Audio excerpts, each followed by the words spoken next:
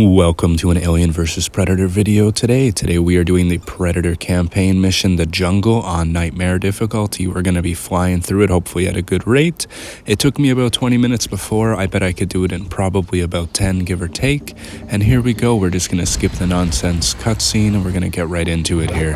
There's a little bit of a tutorial when you first start the jungle. It makes you wait and learn how to jump and teaches you the basics about your thermal imaging and all that fun stuff, as well as being able to zoom in and focus on targets, distract them, all that good stuff. So basically right off the hop, we got these two guys here. In order to proceed with the mission, we have to eliminate all the Marines in this area. I believe there is 4 of them.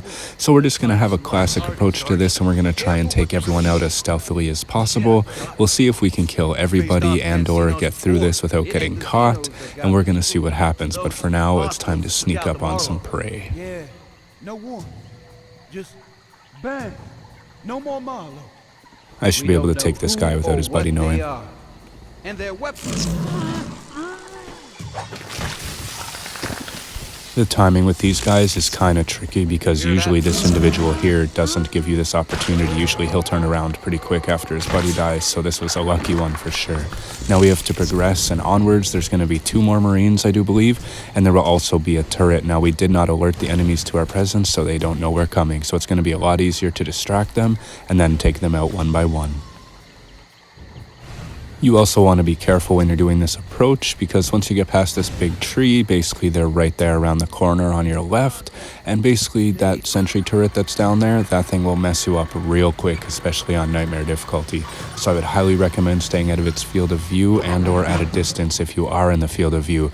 I would recommend getting a good angle on these Marines here, luring them out one at a time, and then effectively destroying the turret once you no longer have to worry about them. So right now is about the time when it'll give you the tutorial and tell you how to distract the enemies and all that good stuff. It's actually really useful and pretty cool. It's a nice little ability. I like that they thought about putting this in. On my way. It will also say different things, so it doesn't just repeat the same voice lines all the time. It does have a good selection of ones to use, so it's really cool, different things to lure the enemies over. But if they are suspicious of your presence, sometimes they won't fall for it, and it will actually give away your location, especially on Nightmare. These guys with their radars are absolutely insane sometimes. If you don't get them really quick, you're in trouble, but luckily this gentleman didn't hear anything at all.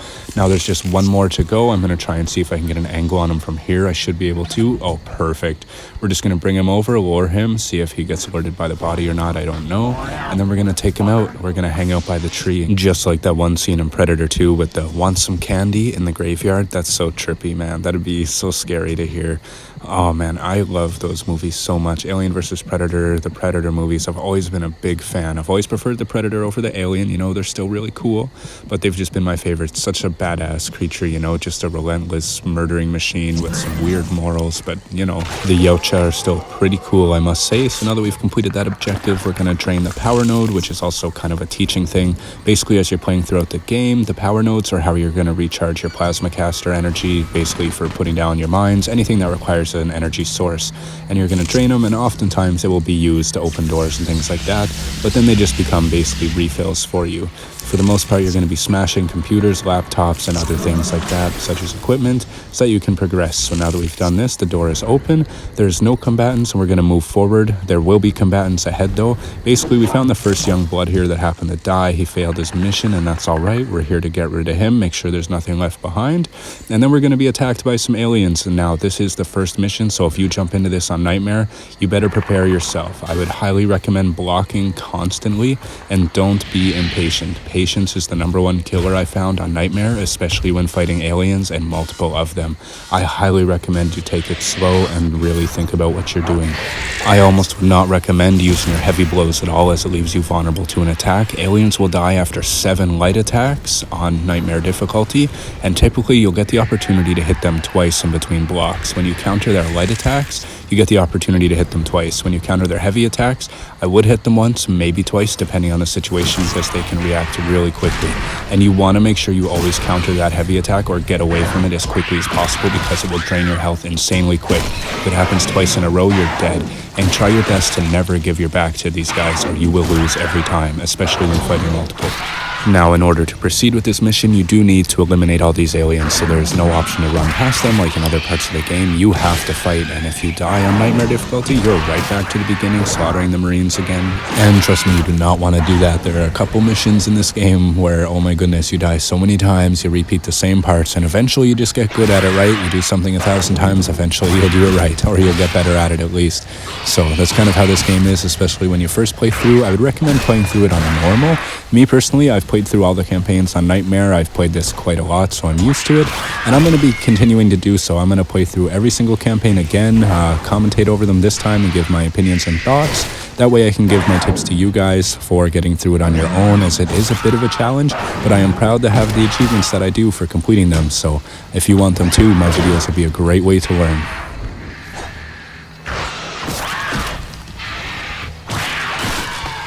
Oh, I started to panic there. That guy, I definitely thought he was going to get me. I can't believe I let him grab me with that heavy attack. I got lucky for sure. I was able to run away. Now just to take out the remaining ones here, and then we're going to be able to progress. The next part is arguably going to be the hardest part of the mission for sure, given we have to traverse a swamp where there is a ton of Marines, and they can definitely outnumber and overpower you very quickly. You would think the Marines can't do much to the Predator, but I assure you their rifles melt you quicker than you can think. So we're going to progress onwards, but before we get to the swamp here, we're going to have to go in, and this part can be kind of tricky too, as there is a lot of soldiers nearby. But basically we're going to get inside this building here. I like to wait a second after we deactivate the power, because there's going to be 2 Marines that come out of the door, and you want them out of the way so you don't have to worry about them when you're trying to take the officer's head. So after you get rid of the power, just jump right back up onto the roof here, and wait for the guys to come out of the door just right here, and you'll be able to go in and go upstairs, to which there is 1 more Marine up there you will have to eliminate, and then you can grab the soldier's head. And as long as you were careful and didn't alert anybody, these guys will come out no problem. The first guy comes out. There's nobody else around that you need to worry about. Feel free to take a look if you need. These guys are going to come out. I'm going to distract him and just send him over there just so I know that he's beyond yonder. Now, if you do take too long to get to the power source that you saw me hit off, I don't know if you noticed that soldier to the right, he goes right to it. So it's best to get there as quick as possible. And now we're in the building. We're going to go upstairs. We're just going to jump at this Marine, I think, go balls to the wall and take him out and get rid of him. I wish that they were a little different in terms of spacing, but that's all right. We're just going to jump this guy, and hopefully we can eliminate him before we can get the officer's head here. However, oh no, I don't want to lock on. Oh my god, I'm choking. But that's all right, we'll get him. No worries. I'm so glad he turned around and is being kind of dumb. Thank God. I could have grabbed him, but if I do, I also risk the possibility of getting killed by the officer. Now, that was an example of just how the Marines are. They can deflect your attacks. They're a bit of a challenge, so you definitely want to be patient and or take them out as stealthily as possible. And now that we got this guy's head, we have to do some damage. So you'll be doing this a lot in the campaign, breaking these computers, and then also breaking these bigger systems too. It's very satisfying to smash. So now that that's done, there's going to be a bunch of xenomorphs flooding the compound now that the security is down, and basically the aliens and the Marines are going to be fighting way too much to even worry about you. I wouldn't even bother engaging them. They're going to be so busy with everything else going on. Just run past straight here to the icon that indicates your direction of travel. That way you're good to go. You're just going to take the officer's head here. Also, something we'll be doing a bit throughout the campaign is collecting heads and using them to get through doors, which is kind of cool. I like it a lot. And this next part, basically just run on through. There's going to be this swamp. You're going to be surrounded by a ton of Marines here. Honestly, I would recommend just running by. I totally didn't mean to go right beside these guys, but whatever, they didn't notice anyways. Basically, we have to get to a big building on the left-hand side just up the hill here, and we have to get inside where the second young blood is and get rid of his body, to which we will also get the throwing disc, which is very cool. We get our next weapon right away in the very first mission, but we're gonna have to take out a couple of these guys at least before we can get in there. So I'm gonna hopefully try and do this as quietly as possible. If not, you're gonna have a ton of Marines on your hands, or in this case my hands, and we're gonna see how it goes. Usually you can distract them and separate them, but I kind of messed up when I went by those other Marines, I think. But basically they all take different walking paths. One will go far away, some will go behind the building, so you will have a good handful of opportunities to eliminate these guys. You don't even need to worry about any of the other Marines out in the swamp. You don't even need to engage them at all, because once we get down here and we eliminate these guys, we're going to be using an officer's head to get inside the building. So I mean, if they are spaced out enough, you might be able to do it that way without having to worry. Now here I'm hoping that I can get this guy before he turns around, his buddy there. Now the crappy thing is, oh my goodness. Alright, yeah, see, death was almost instantaneous there, and I ran right into another Marine. That could have been it. That could have been right off. Complete restart right there just by that one mistake. Oh my god. But for now, we got one down, but the other two should be separated because usually once they start shooting, they'll panic and run in a direction. So the other guy shouldn't be very close. I'm just going to take this guy out, and then hopefully his buddy is still farther away. Come here, sir. Now, as cool as the assassinations are, they are time-consuming, which is why I got kind of shot at by that Marine there. The issue is that you can't cancel out of it, so once you do it, you're committed to it. And depending on which assassination you end up doing to the enemy, kind of dictates how long. They're all typically, you know, not super long, but the one that I got shot at was a little longer than some of the others, such as just slashing the throat rather than picking the enemy up while you kill him.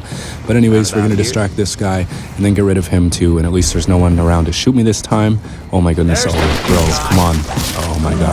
See, the thing is, I don't want to use the heavy attack because I don't want to give him an opportunity. So as long as I do this, I know that he can't do any major damage and we can just trade blows. So eventually I know that I should be able to overpower him, which is nice. So now we're going to take the officer's head, get in this building, get ourselves a new weapon. There is also a trophy belt inside if you're looking to collect them. There's many on each of the levels. And all you need to do really is hold the left trigger every couple seconds and it will show you where nearby items are. So the trophy belts are basically impossible to miss. But after we interact with this young blood, we're going to be moving on to the next part, which we're going to be running past all the combat because it is insane. Now that we have the bomb set to get rid of this guy's technology and his body, we're going to exit the building so we don't get affected by the blast. It's not as major as in the movies, but it does take up a proximity effect. Now basically we're going to try and run past all the xenomorphs that come after us right away, and there's going to be a ton of Marines in front of the doorway. Basically where that turret is where you need to go. You're going to wait for one of the Marines. After a few seconds of dodging the aliens, he will run and activate the door, which it will turn green, which you see right now, and he is activating it. I'm right behind them. They're so worried about the xenomorphs, they're not even paying attention to me one bit. You are able to make a ballsy, daring escape right out of the back of the level. Now when the door opens, there will be a couple Marines that pour in, but just stay cloaked and or just hurry your way through, run right past them, jump up, and you are able to complete the level. I would honestly skip all that combat nonsense at the end, or you're going to have a huge fight on your hands that you don't even need to deal with. Now having that said, we are moving forwards. Here is the Abomination on to mission number 2. It will be up soon. Thank you for watching. I hope you enjoy the Alien vs Predator content, and I will see you in the next one.